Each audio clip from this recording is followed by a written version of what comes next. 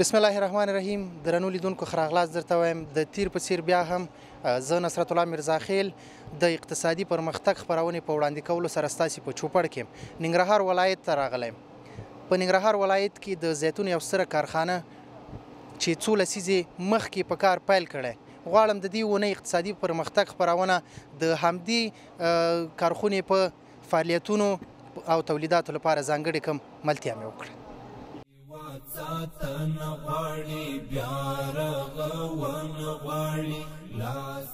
که څه هم د زیتون له میوې په مستقیمه توګه استفاده کمه ده، مګر د هغه له تیلو او اچارو څخه په ستره کچه ګټه اخیستل کیږي. په نړۍ کې همدا اوس د زیتون 800 میلیونه ونې چې تقریبا 900 میلیونه هکټاره ځمکه یې پوښلې کرل شوي دي. هاخوا د کرنې، اوبو لګولو او مالدارۍ وزارت مرستیال وایي دغه وزارت هڅه کوي چې په ټول هیواد کې د زیتونو باغونه جوړ او په دې برخه کې باغدارانو سره د روزل شویو بوټو او مسلکي پوهاوي په برخه کې لازمي کړنې ترسره کړي. د نوموړي په خبره چې اوس مهال په ټول هیواد کې په کلني ډول 1400 میټریک ټنه زیتون حاصلات لرو، چې په راتلونکي 3 کلونو کې به 4000 میټریک ټنه ته ورسیږي.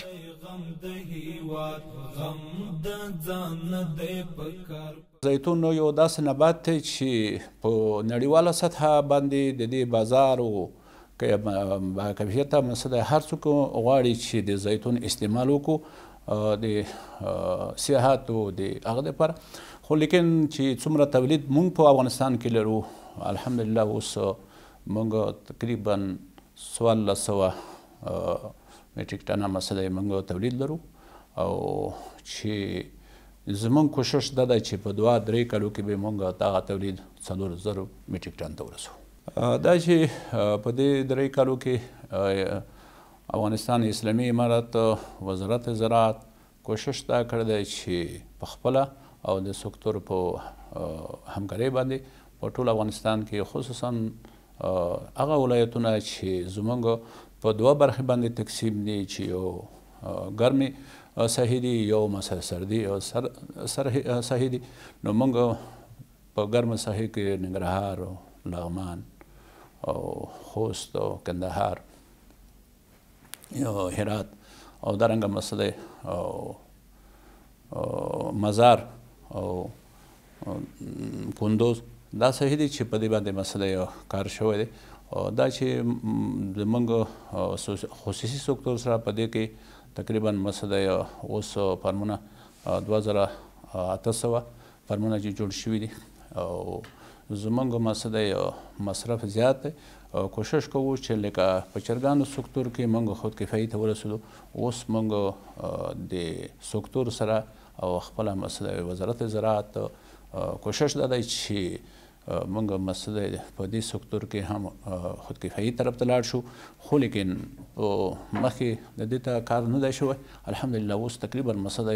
سکتور هم او دارنګه زراعت وزارت هم په دې باندې یو ښه اقدامات کړي دي. کابو 15 لسیزې مخکې د زیتونو فابریکې په جوړولو سره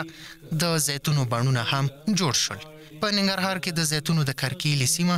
1020 هکټارو ته رسیږي، چې د ننګرهار وادي کرنیز امارتي شرکت په اډانه کې شامل دي.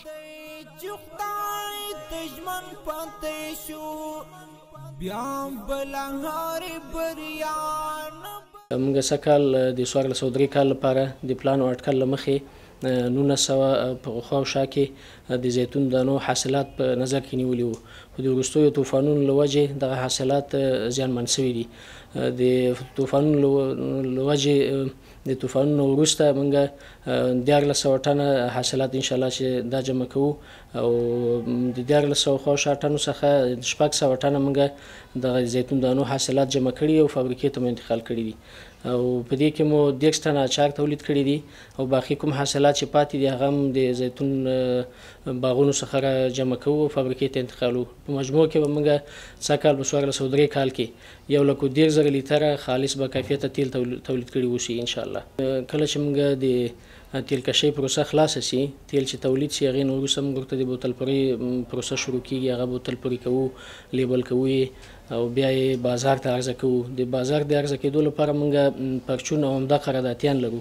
د سکل لپاره موږ یو عمده قراردادي سره د دغه ټولو تیلو او اچارو قرارداد کوو او د اچارو قرارداد مو کړی هم د سره دغه د بازار لپاره موږ د افغانستان په 15 ولایتونو کې لوی نمایندګۍ او مغازې لرو هغه مو جوړې کړي دي نو انشاءالله د ضرورت مطابق دغه ټولو مغازو نمایندګیو ته به زموږ تولید رسیږي او خلک په بازار کې ترې استفاده کوي د دې فابریکې د زیتونو غوړي د ښه کیفیت له پلوه په نړۍ کې ښه اعتبار او ځانګړی ځای لري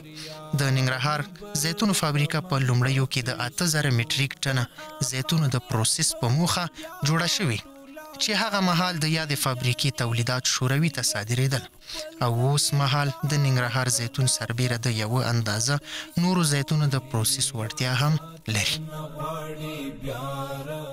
په دې کې موږ کیمیاوي مواد نه اچوو په زیتون کې هم نه ګډوو نه په اچارو کې نو په نسبت د نورو خارجي مملکتونو باندې د موږ هغه اچار دي که زیتون دي دا 100% خالص دي په دې وجه باندې چې دا زیتون چې کوم دي په د اچارو کې موږ ته د تعقیم په واسطه باندې چې تقریبا د 100 نه تر 120 درجې پورې هغه ته موږ تعقیم ورکوو نو بعد یې نه موږ بیا لابراتوار ودرې کوزي کې په موږ ایکسپایر ډیټ ورکوو چې د 2 نه 3 کالو پورې دا کار کوي نو په دې خاطر باندې بیا چې موږ فکر وکړو د موږ په معیار باندې په کیفیت باندې ډېر د نورو خارجي مملکتونو نه ډېر خالص دي او شفاف دي لله الحمد د تیر کال په پرتله کې موږ فکر وکړو په هر کال موږ ته 400 ټنه زیتون راغلی وو چې له جملې څخه موږ تر 12 ټنه خو شا پر موږ هغه کې اچار جوړ کړی او پاتې نور موږ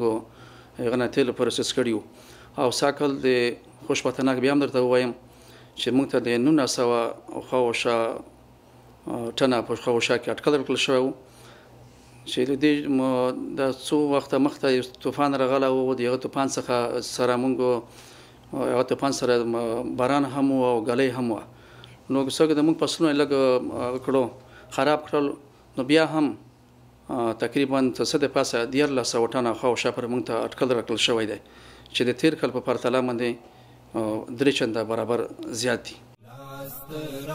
څرنګه چې زیتون د تندې په مقابل کې نور ونو ته ډیر مقاومت لري او هم په ډیرو خوارو او شګلنو ځایونو کې وده کولی شي همداراز غوړي او اچار د صحت لپاره ډیر ګټور دي او کلسترول هم نه لري نو ځکه په وچو او نیمه وچو سیمو کې د هغه د باغونو جوړولو لپاره د خلکو او حکومتونو پام زیات شوی دی چې ډیری خلکو ته پکې د کار زمینې هم برابر شوي دي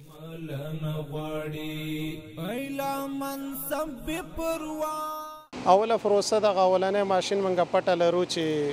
د په ذریعہ باندې زیتون داخل ته ځي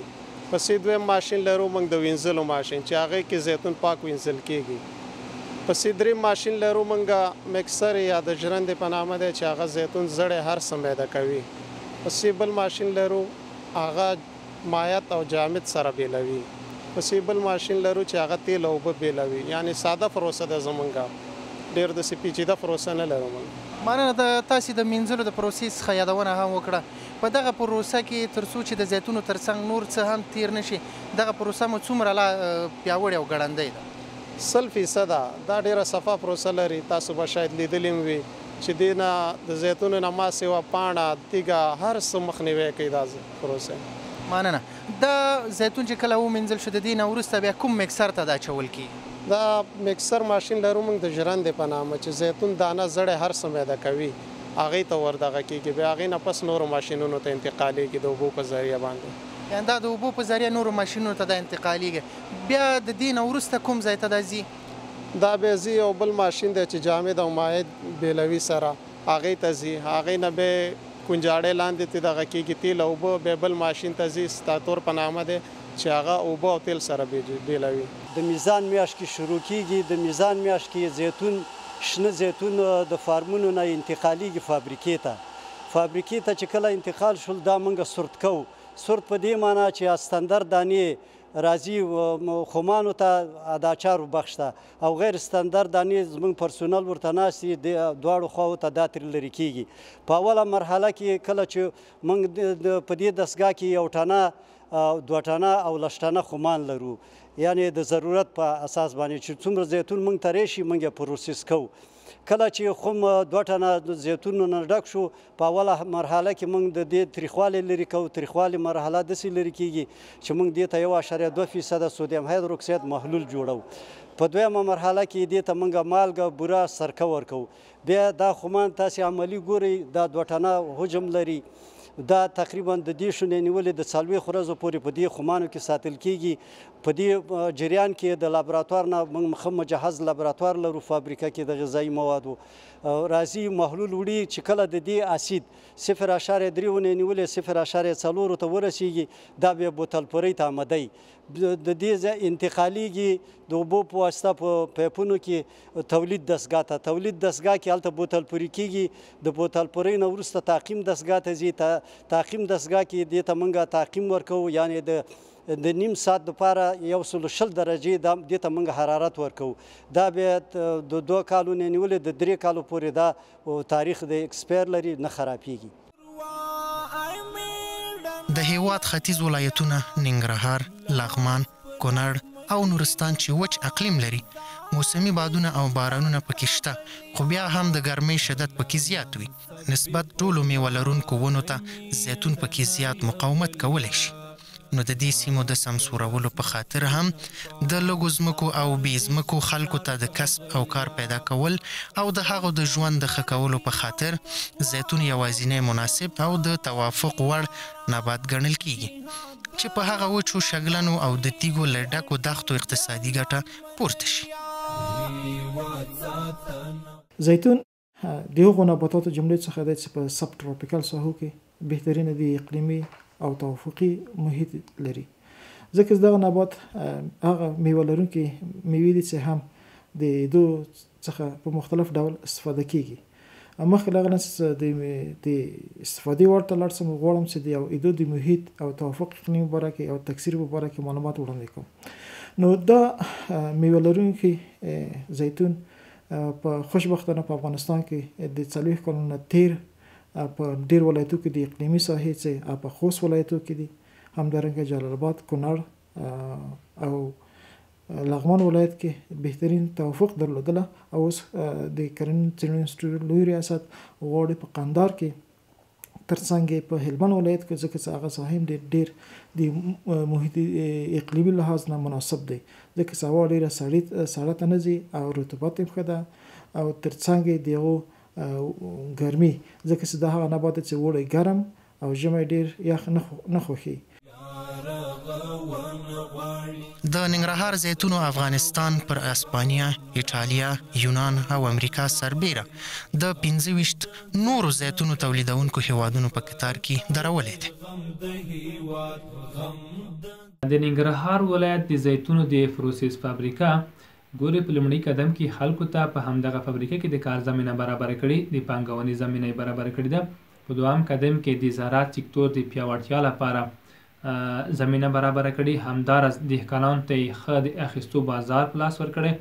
همدا ډول هغوی په مالي ډول د زیتونو په اخیستو سره حمایت کوي او تشویق کوي او همدارس د زیتونو د خرابېدو او تاریخ تیریدو څخه مخنیوی کوي او د هغوی د انقضا نیټه زیاتوي. زیتون افغانستان که از شهره خیلی خاص در دنیا برخوردار است بنابر ارگانیک بودن از او و همچنان زعفران افغانستان، میوه خشک افغانستان، اینا جمله مقام عمده و اساسی صادراتی افغانستان محسوب میشه. بنابراین من فکر میکنم اگر حکومت افغانستان بتونه و تجار محترم بتونه زیتون افغانستان به بازارهای بیرونی بازاریابی بکنه و او را به فروش برسانه، بدون شک که صادرات زیتون افزایش پیدا خواهد کرد و در پای زمینه کار ایجاد خواهد شد. زیتون یو اقتصادي بوټی دی چې په تیږو لرونکو او شګلنو ځمکو او خاورو کې هم وده کوي او د اوبو د نشتوالي او د ګرمۍ او سړې هوا سره توافق کولی شي. که چیرې د دې بوټي پالنې او روزنې ته ښه پاملرنه وشي نو په نتیجه کې به زیات حاصل ترې ترلاسه شي. دغه نبات په هر ډول خاوره او مختلفو شرایطو کې چې اوبه ورته ورسیږي ښه وده او نمو کولی شي. د زیتونو ونې تقریبا 600 څخه تر 200 کلونو پورې میوه ورکوي. خو معمولا زیتون یو داسې بوټی ده له طبیعي له خپل مورني خصوصیات نه یا پلرني خصوصیاتو نه دا هغه خپل مورني یا پلرني خصوصیات کله چې د قلمي کوي ځان سره انتقالوي. د نورو میوجاتو په پرتله باندې د دې وده فرق دلته دا چې موږ که نور میوجاتو قلمین استفاده کوو دا خپل پلرني یا مورني خصوصیات ځان سره نشي انتقالولی. موږ مجبور یو چې قلمینه د مورني پای په صفت او لاغه کوم هدف ورایټیز زمونږ د باید پیوند کو. ولې په زیتونو کې دغه ټکی برعکس ګالل کیږي ځکه چې زیتون خپل پلرني او مورني خصوصیات انتقالوي. که چېرته موږ قوریه کې له قلمین استفاده کوو نو خپل مورني خصوصیات دي. عام میکانیزم او اسانه میکانیزم په افغانستان کې د ودې په برخه کې همدغه طریقه ده چې له قلمین استفاده وشي او خپل قلمه خپل مورني یا پلرني خصوصیات دواړه ځان سره انتقالوي او هین هغه کوم هدف ورایټي چې زمونږ ده هغه ترلاسه کولی شو. دا چې زیتون په نړیواله کچه پیژندل شوې میوه او ونه ده نو د طبي او روغتیایي ارزښت ترڅنګ اقتصادي ارزښت هم لري چې د ښه کیفیت له امله په نړیوال بازار کې ښه پیرودونکي لري.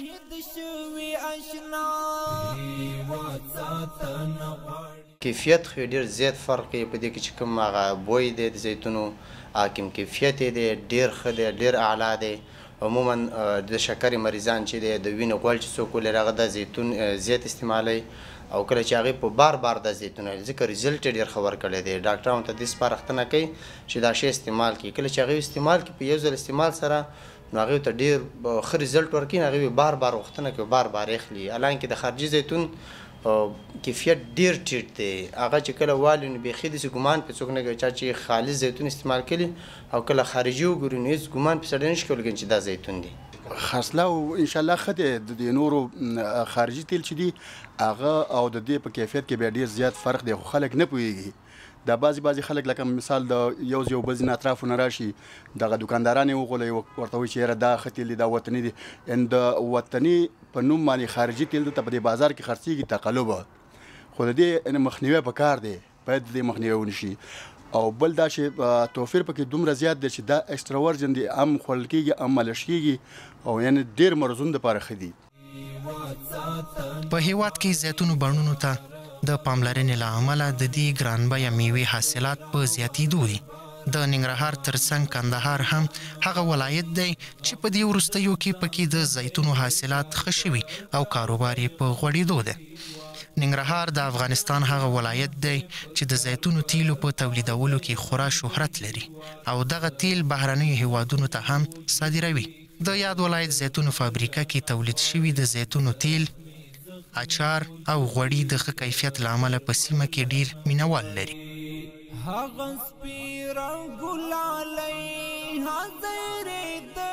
ما از ریاست کانال ننگرهار فروشاتش میکنیم و دکانم در کدام جایی که ما قرار داریم این دکان از ریاست کانال ننگرهار است و جای خوشیش خیلی زیاد است به خاطر که می زیتون خود ما کس از می وطن ما که ما در بازار عرضه میکنیم هم خریدار از ما رضایت داره و هم کسب خود ما کسب دولت از ما رضایت داره. فرق بین هر دو تولید از ما از ریاست کانال که زیتونش ای که 100% خالص است او ماند خارجی در خارجی کس نمشته کرده که 35% زیتون است او 65% کس دیگه کیمیکال کاتیجگرد میکنه. دیگه از او خاطر کس زیتون ننگرهار کس مردم خیلی خوش میگیره. اقتصادي برخه غیزي خدای دی چې د وطن اقتصاد پیوړی کیږي او ولس ته هم ګټه ده دولت ته هم ګټه ده ولې چې مالیه ورکوي او دغه مالیې نه دولتي مامورینو ته معاش ورکړل کیږي او خپل د داخلي تولیدات ته باید رشد ورکړو او هغې ته په دې معنا نه چې د خارج نه کوم جنس واردېږي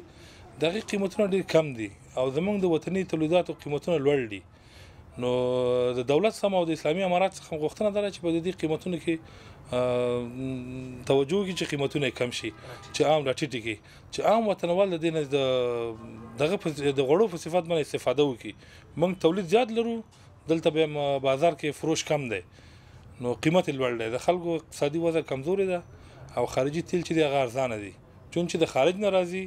او مصرف هم پې کېږي او قیمت یې د هغې ښکته دی او زموږ وطني تولیدات چې دي کیفیت یې ښه دی خو بیا اقتصادي برخه چې دا بیا قیمت لوړ دی دومره خلکو وس او توان نشته دی چې دا شی واخلي. روغتیا پالان وایي زیتون پر دې سربیره چې خوندوره میوه ده د هډوکو د خرابېدو، د ځینو سرطانونو د مفاصلو د درد او التهاب د هاضمې سیستم د خرابوالي، حساسیتونو، د زړه او ګڼو نورو ناروغیو مخه نیسي. دغه میوه په خپل ترکیب کې په زیاته اندازه معدني مواد، بیلابیل ویټامینونه، اوسپنه، فایبر، فینولي ترکیبات، اولیک اسید او انټي اکسیدان لري چې د انسان د روغتیا لپاره ډیر ګټور تمامېږي.